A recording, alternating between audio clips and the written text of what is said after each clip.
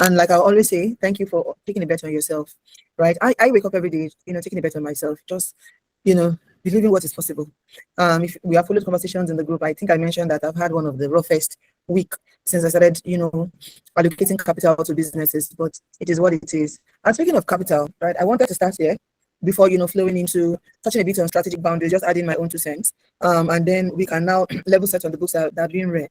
I see our power mentors. Thank you so much. I also see the mentees, and I see, members of the network that have been consistent. Thank you. I was thinking to myself that I need to now have gifts for, people that have been consistent. Now, I think somebody raised the question around capital. I just wanted to speak to that just because I work at that intersection, and then we'll now start to dissect from that.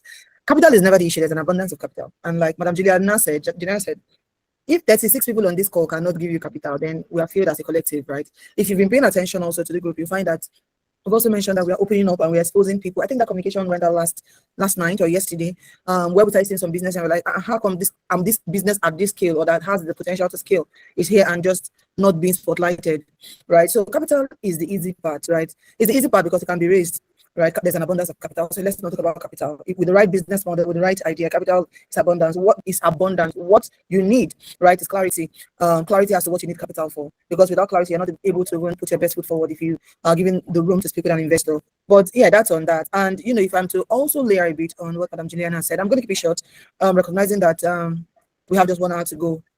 And there's still some announcements that have to be made, right? We've been told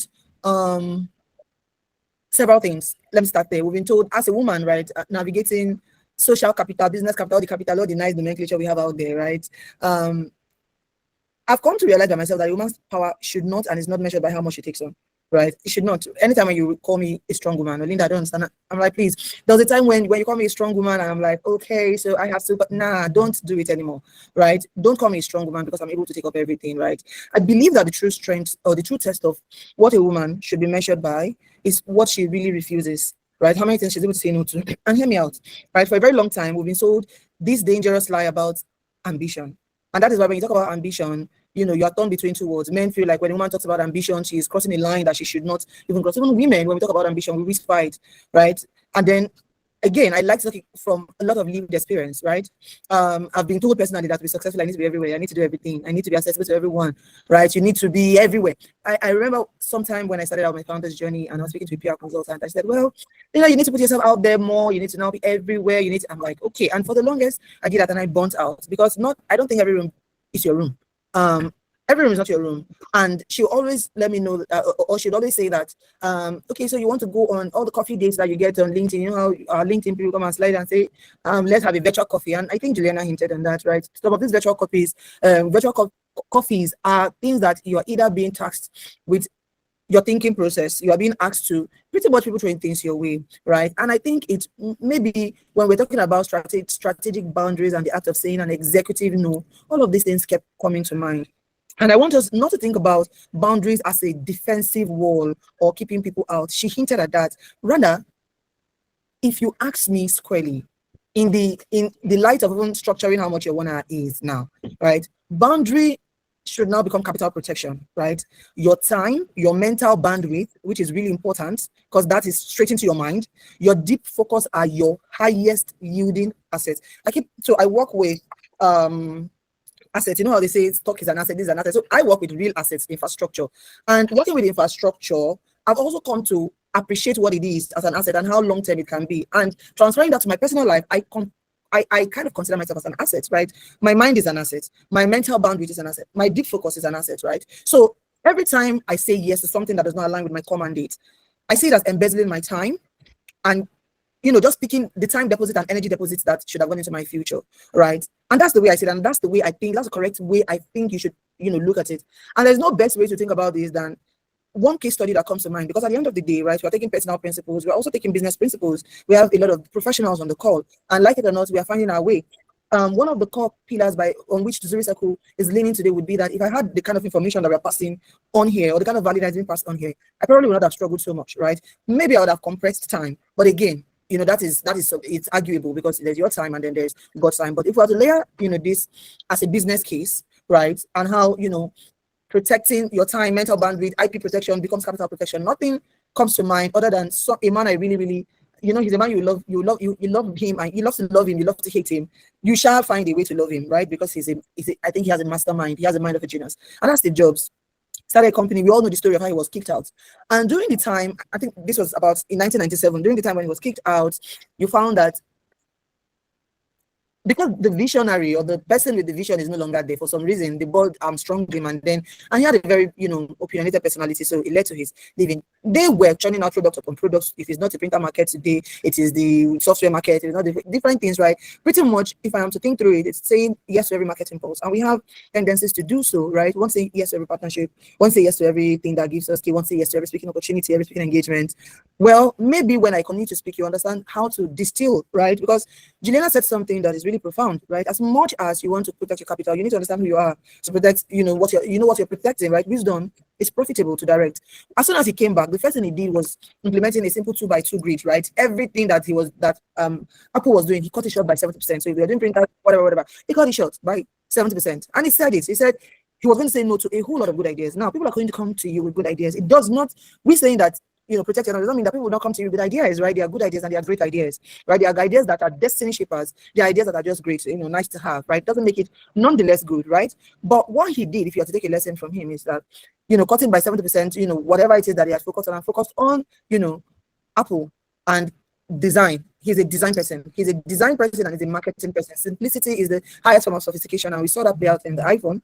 And then when there is an iPhone launch, you see how he does his marketing. So he mastered those two, right? And it has gone on to be a multi-trillion-dollar empire. Right now, if you don't own an iPhone, it's looking as if something is missing, right? For me, my reason for having an iPhone is because the productivity tool, it boosts my workflow. However, it comes with a lot of bonuses. It comes with the status, it comes with this, it comes with that, but it doesn't discount the fact that it is a machine, right? And this is because one man decided to cut out all the noise, all the market trend, not going to go with the flow, right? But just stick to what he was great at and what he felt was going to move the company from point 1 to point 2, right? Strategy is not really about what you do. Strategy is really about what you deliberately choose not to do. And how do you really operationalize this? Juliana has said a whole lot, right? But I'm going to narrow it down to 3 things. I did take notes, right? And I think the first would be deferral, right?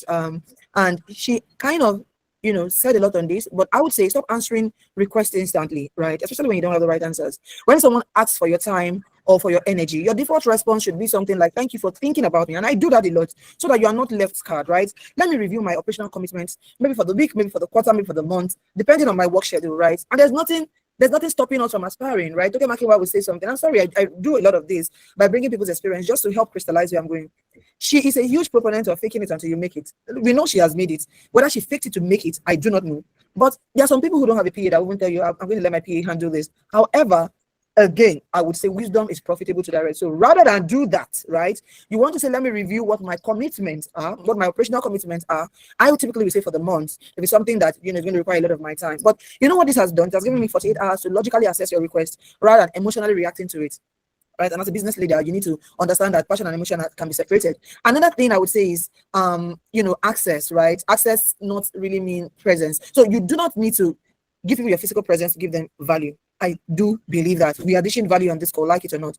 When asked for a meeting, you cannot, maybe a meeting that you cannot say no to, or you cannot maybe take, but you know that you have some value, right? I would typically say I'm unable to commit to a meeting right now, but I do not want to leave you empty-handed. Here is a resource, or here is a contact that I know, somebody that can help out, somebody that can speak on the panel on this topic. I would even go ahead and make an introduction, or here's a framework that solves your problem. That way, I have protected my boundary, but I've still delivered value, right? Another thing is just the clean act of saying no. And, I feel like as women, we over-explain. I find myself doing this a lot. And I ask myself, Linda, are you meant to be doing this? Now, understand that there's a thin line between knowing what you're who you are as a person, right? Which brings us to the book we're reading. I'll get to it very soon. And understanding, when to maybe protect yourself and say no. You don't have an exaggerated opinion of yourself. Understand. So knowing who you're and balancing that with humility, right? I feel like women specifically have a habit of over-explaining, especially over boundaries. When they say no, they want to give you 10,000 reasons why they say no. We write 3 paragraphs of apologies for why we cannot attend the dinner or why we cannot attend something. If you've been ethical from the get-go, I don't think that you should continue to do this, right? Maybe you want to have something like, Madam General said, an SOP, something that guides you. Thank you for the invitation, but I'm currently at capacity. I will not be able to participate. I wish you the absolute best in the project. And honestly, I wish you the absolute best. So now we've been talking about boundaries, and if I'm to logically think through what the boundary, or when you need to have boundary, means that there's something you're protective of, right? It means you're either protective of an infrastructure or your time or your work, or you cannot defend a boundary if you do not know what property you are protecting, right? You cannot say no to the wrong things if you do not have absolute clarity on who you are.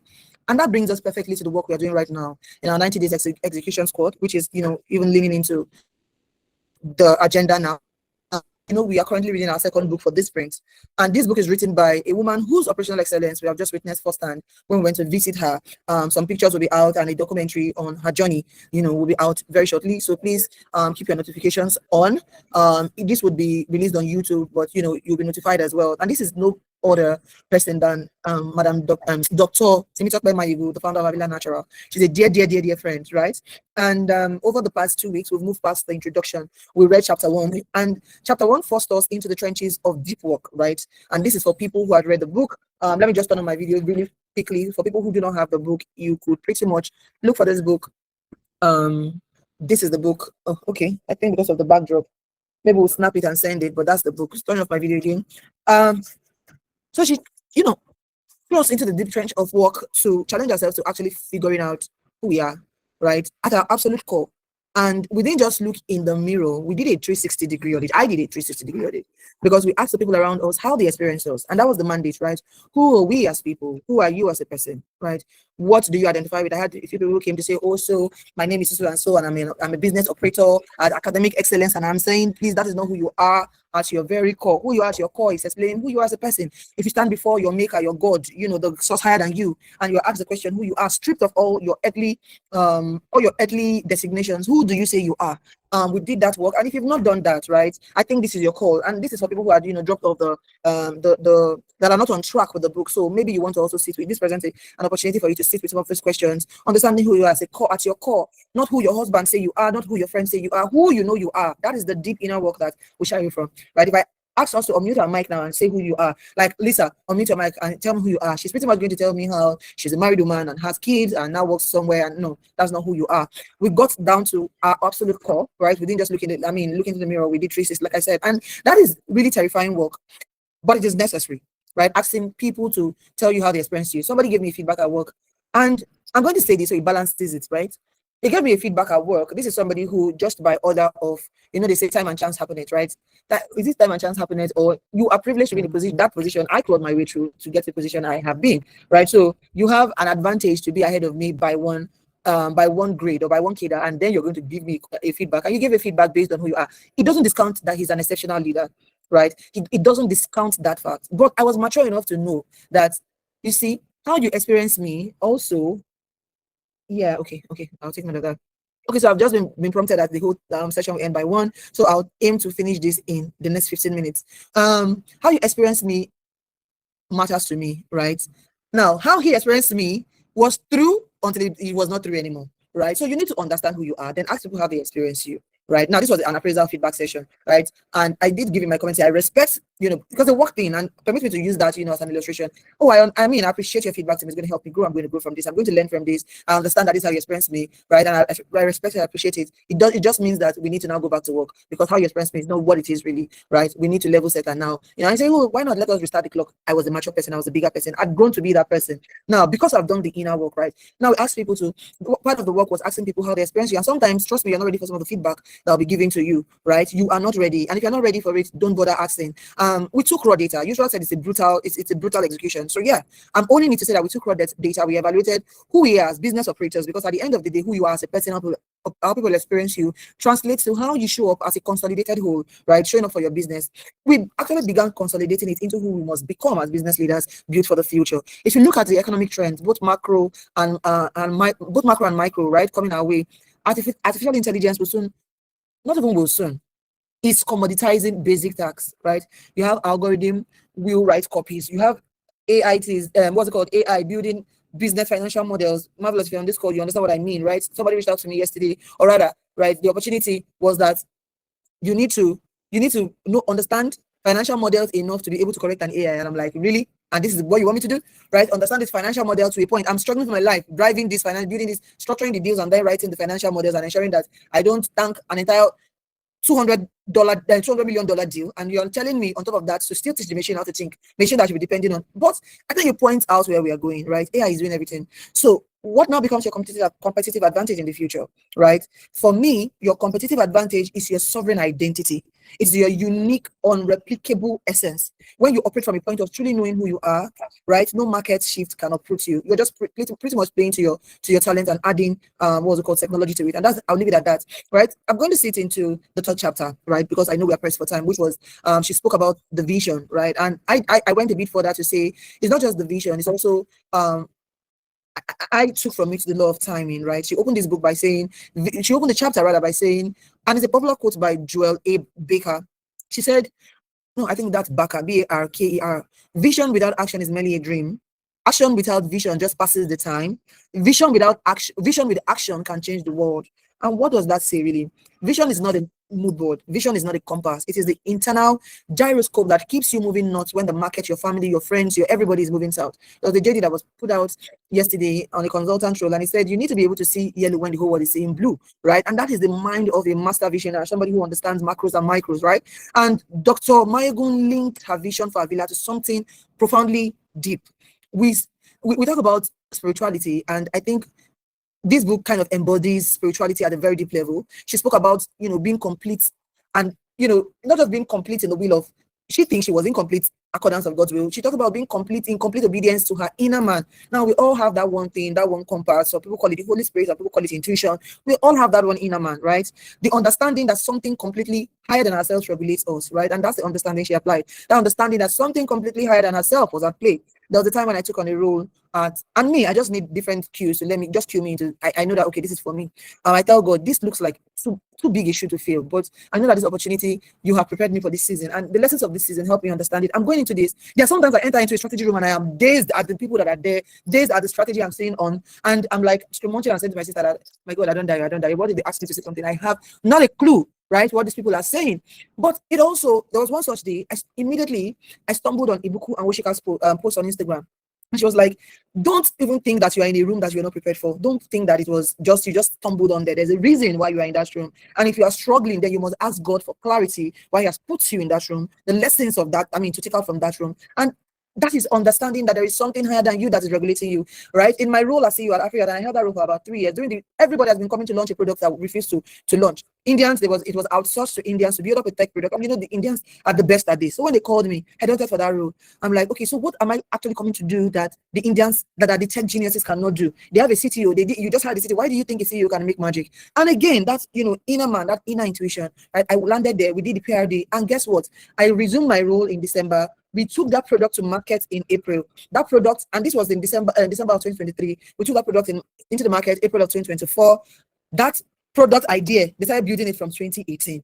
It was just that it was my time to do that. Nothing special. I understood that something higher than myself was at play, because anytime I wanted to sweat, it was like, you're not pulling the strings here. And I differed completely, right? One thing she said was that she realized that she was not building a skincare brand. She was executing a divine mandate. And when she dropped a line in this chapter, it really stopped me on my tracks. She said something really profound. She said, when God is ready, right, everything is ready. When God is ready, everything is ready. When God is ready, that your vision is ready. It's ready, right? And I would say this linking it to Zuri Circle, right? As of today, the impact that is being made and the brand name is outliving even, how do I put it, how we started. It started as a conversation like this, right? And every day when women come in to say, Linda, I like what you're doing. I want to support you. I like what we're doing. I want to support you. Within the team, external team members, external stakeholders, investors saying that, oh, I like what you're doing. Please bring your women. Let us put monies behind them. I see it as being ready. Maybe if I had done this 5 years, right? If I had not built as much social network to ride, carry these women and put on the back of to ride on, maybe I won't have all of this opportunity, or these opportunities that, it's coming to present themselves for the women within the community. So it just alludes to the fact, right, that when God is ready, everything is ready. And, I really want you to weigh in on that for a bit. I want you to weigh in on that. I want to translate that spiritual truth into a hard business principle.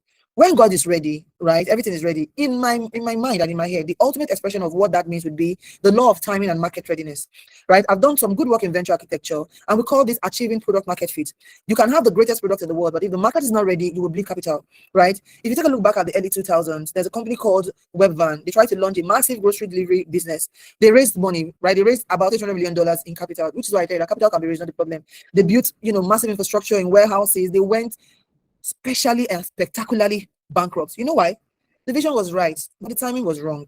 Right? Consumers were not ready to buy tomatoes on the internet just yet. Let me shock you that before YouTube now, there was something that was launched. Like, the name just keeps my head, right? There was something that was launched like YouTube that would have done as it was great. But it launched at the time when the market was not even ready to consume resources. Right now, we live in the interactive web, right, where we can consume, we can read, we can like, we can interact, right? And that's fast forwarding 15 years, right? There's this what is it, Instacart, or I think that's what they're called, Instacart. They launched the exact same vision as Webvan, but this time everyone had a smartphone in their pocket. I think they're called Instacart. That's what they're called. The infrastructure was there, right? The timing was right. They built a multi-billion-dollar giant. When the timing is right, when you align your preparation with the divine or market readiness, the door blow open, right? And that's when you hear things like this person don't hammer. You even see that even in artistry, music artists.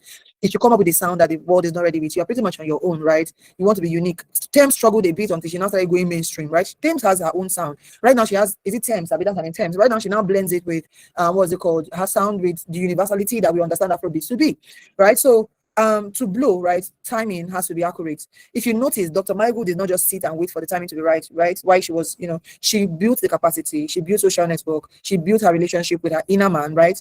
Because when that moment of readiness arrives, you must have the right support system across board to help you scale, whether on a legal law, whether on a financial law, operational law, infrastructure, everything. And you don't have an excuse not to have that, because that is why you have the Zuri Circle Network, right? You cannot scale a global vision on a local mindset. I want to leave you with that for chapter 3. Now quickly going to chapter 4, which she spoke about the seed, and she talked about the days of little beginnings, right? And she started with something extremely profound. She said think big, start small, right? Some people think big and start big, and then realize that there was a wisdom in starting organic, right? And she also went on to say you don't need to despise the days of little beginning. When we look at the Avila story today and we walk a factory floor, you see the Vanguard woman. Actually, so when you see that Vanguard Woman Award that was presented on our desk, right, I see global distribution, and it is intimidating, right? My first experience with Madam Timitope Maigun was one of humility and modesty. We met at an celebration. I keep sharing this story, and I've experienced her brand even before I met her as a person. So I went, as the founder, the CEO of this very tech progressive startup, health tech startup. Everybody knew our free health. We're building River Plus. I was pretty much, making the headlines and all that. And this woman was just sitting just behind me, very quiet. She first tapped me and gave me her phone to help her. That there was something that he asked us to do, and the thing was not. And I looked at the phone. I'm like, first off, why is this phone in this room? But it was in my mind, right? Why is this phone in this room? This phone does not have the capacity to do what they've asked her to do. But I could not tell her because I've been nice, right? Madam, maybe you need to update. And that was like, maybe you need to update this phone. At the end of the day, I had to, blot it out, say, I don't think the phone has the capacity. But long story short, when it was during the time when we were going to introduce ourselves, I introduced myself. And no, I think I was the last to introduce myself because I came last, right? I was, heavy at that time, but still trying to carry the grace and all that. And she introduced herself, and then she said she's the CEO, founder, president of Avila Natural. And immediately I took my phone and I Googled it. I wanted to be sure that this is the same person that we are talking about, right? And lo and behold, now the woman, Avila, and I told him, like, how can this person with a multi-billion naira empire be this quiet? And the rest I can say is history, right? I can say multi-billion because I've actually looked at our books, right? I consult for her actively every day, so I know. But it started as a seed. She always tell you started with 30,000 naira. But do you know what kills more business than the lack of funding, right? Do you really know what destroys more vision than bad economic policies, right? And I say this because it is true. It is the fear of mockery. So many brilliant women sitting in this very network have billion-dollar seeds in their hands, but they refuse to plant it because they are terrified of looking small while it grows. Guess what? Zuri Circle started with just 30 women in one room, just choosing to bet on themselves. Right now, within the community, you have over 600 people. It is fully transitioning into tech. Please, I would never discount the days of small beginnings, and I want the mandate and the radical cry to be that you don't. You want to launch the business, but you don't want to launch it from your kitchen table because you are afraid of what your former colleagues will say. You want to start the fund, but you're afraid to announce it when you have only 1 million naira. Guess what? Yusha was saying something yesterday, and she chuckled when she said it. And I said, if easy runner, right? She was saying, no, it's small. We gave women 1 million last month. It's small. But if it's easy to pull out capital from an institutional partner, please do it. I am not so right now. I have a template to say somebody believed in us and our women well enough to give us 1 million naira, but the stakes are higher because I have more women and they build better businesses. Even the ones that we give money to, their businesses have grown. How can we support them with a second round, right? And that is because I have a template to build on. So you are letting the fear of failure rob you of your future, and that's the truth. Reminding you of the quote by J.K. Rowling about this exact fear. She said, it is impossible to live without failing at something, unless you live so consciously that you might as well not have lived at all, in which case you fail by default. I want to read that again. It is impossible to live without failing at something, unless you live so cautiously that you might as well not have lived at all, in which case you fail by default. If you're not failing occasionally, and I dare say that failure is very necessary, if you're not failing occasionally, you are playing entirely too small. It means that the playing field is just too small. There's nothing, you're acing it. Yeah, I was watching Billions, and there was this lady, there's this character I really love. She supports Chuck, this black, very strong athletic lady, and she lost at something, and that was her first loss, and she was going to throw the towel in. And it took the character called I think the therapist Wendy to look at her and say, oh, you are this beaten because you've never lost at anything, right? Because because she had not lost at anything, she was going to throw in the towel and resign, and she had even drafted a resignation. And I see many of us at this table, right? You feel you failed when you get the feedback. No, right? If you're not failing occasionally, you are playing entirely too small. A seed has to be buried in the dark. A seed has to be buried in the depths. A seed has to be buried in the dark and in the depth before it breaks the surface. It is a messy situation. It's an unglamorous process. And that is the process, right? That's how it sprouts. So I think it would be embrace the depths, embrace the smallness of the beginning. There are some videos that if you go down my Instagram, each time I say it, I cringe, like they are cringe worthy. Some people can say they're fantastic, but I know that I've evolved, right? I'm cringing because I've evolved. But as at that time, that was the best I could do. And I'm talking about videos I've run far back as 6 months ago. If you're not evolving, I don't know, what are you doing? So as we close this session and we move back into the trenches of our 90-day sprint, here's my charge to you. Number one is plant the seed, right? Stop waiting for the perfect condition to start. Start small, but think institutionally, think globally, think big, but start small so that you can scale organically. Number two is hold the vision. Let it be your compass, right? Know who you are. And to hold the vision, you need to go deep and broad. To understand deep is doing the work internally. Know who you are. And that's the biggest work that we shy away from. Because if you know who you are, when you sometimes will be scared of yourself, right? I asked somebody that, you know yourself enough not to trust yourself. And he said, yes, I don't trust myself. You can imagine. Right? Some people tell you, I know myself enough to trust myself in certain situations that I will not. I need to be I know also myself that I need to be under the influence, right? To do this. So you need to know yourself, right? To hold the vision and let that vision be your compass. Do the deep work to know exactly who you are. So when the market shifts, you do not break. You understand who you are. You understand what your talents are. The 10 talents that God has deposited, the 2 talents that God has deposited, the 3 talents that God has deposited. How you're harnessing it. Trust me, Yusra cannot be Linda. Linda cannot be Yusra. Somebody said something and she meant very well, right? And I addressed it generally. She said, ma'am, I think what we can do is we need to sign NDAs before some of these things are sent out. I understand the power of holding an NDA. I understand I've been in this back and forth, legal back and forth, right? I also understand the power of divine mandates. You cannot carry my if you copy, you cannot paste it as I'll paste it, right? So it is my compass and it's guiding me. If you think that Linda has done this, you want to also do this. And it also speaks to the fact that let your journey be your journey. Your journey, right, is your journey. If you understand what your vision is, somebody's 10 years can be your 2 years. Your 2 years can be somebody's 20 years. And the third and the final would be protect it with boundaries, right? Learn the art of the strategic no. Protect your focus like it is the most valuable asset on your balance sheet. Protect yourself, protect your mind. Anytime I'm working for a new employer, the first thing I tell them, whether I say it by way of seriousness or I'm playing with you, but I'm saying it to you that my mind is my greatest asset. The day you mess with it, I'm out the door. The day I cannot sleep, right? And it's not going to what I can point to myself. It is going to something external that I cannot control. Maybe I'm afraid of my next paycheck.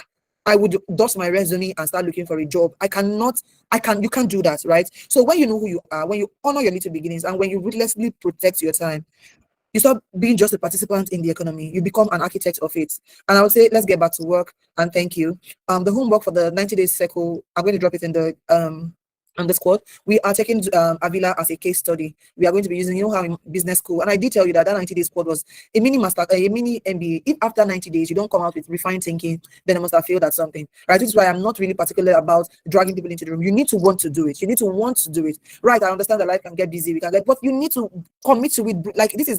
This is me. There are sometimes when I don't negotiate with my children, especially now that I start prioritizing my health and all that. When I lock my door and there's that one, I tell them that this is the only 1 hour I have in the whole of 24 hours. Or this is the only 2 hours I have in the whole of 24 hours. Please allow me nourish my mind and nourish my body. Don't allow me become a dunce because I'm your mom. Don't allow me become a nuisance because I'm your mom. Don't let my life spoil because I born on. Make I gym small, or make let me read small. Do you understand? So please, that is the rally cry. Yes, it's funny, but it's the truth. It's the reality we face as women. You see women overweight because we can't go to the gym because you wake up, you are sweeping, you are cooking, you have your own things. You want to go to the gym, you want to do your hair, many things. Life throws at you, right? We have a special calling as women. We have a special calling as women, and I do think that we need to approach it with design. We need to approach it with design thinking. My design, it would never be Madam ACN's design because our life infrastructure is different. I have 5 children. She has, I think, about 4 or 3 or so, right? My dynamics are different from hers, right? The way I wake up is different from what my goals are different from. I want to be a size 10 by the end of this year. So it means that I need to commit time to that, right? So please just design your life, right? For you, and for you means that you are getting the best outcome. Thank you so much for your time. Thank you for everyone who has stayed, till the end. I'm going to be yielding the floor back to the estimators. They tell you, my sister, by the time we are done, sometimes I even suffer from neuro what's it called? There's this thing called when your brain is hyperstimulated. It took my first son to pick it up. I knew something was off, because when my mind is hyperstimulated, I can be looking at you, and I might just be nodding, neurodivergent. Thank you, that's it. That's what it is. Because I have the capacity to do 6 things and do it exceptionally well. But if you add anything that is straying across, that is not in that 6 things in my line of focus, you don't get the best of me. So I'm looking at you, and you think I'm hearing you, and I'm not. That's what people say. But you said this. I said, please, anything I said, and you know that I said it in deep confusion, don't hold me to it. Wait until I'm settled. Don't rush me, so I can give you the best. Right? And that is understanding who I am. And then my son's experience of who I am. Guess what? I experienced my boss like that. He was speaking to me, and it was time for our meeting. This is a chairman of the board, and he sat down, and he was looking at me. I was looking at him, and he was blank. But guess what? I understood immediately what was happening to him. I kept explaining one thing over and over and over and over again. Some people say this person is on Kulus, right? If he took hard drugs, I'll say, maybe this guy is responding to, but this is a very respected man. I did not perceive anything. I entered his office as soon as it was time. If somebody had taken something, if this guy was staring at me point blank, this is somebody who would always have something to say. And then I just told him, boss, I think I get what's happening to you. You might need to go sleep this off. You might need to put off your laptop and sleep it off. Guess what? He called me after 6:30 in the night and said, I did sleep it off. Thank you for picking on it. I've always had it since when I was a child, right? Please understand who you are. That's the mandate. Thank you so much, everyone. Let's get back to work.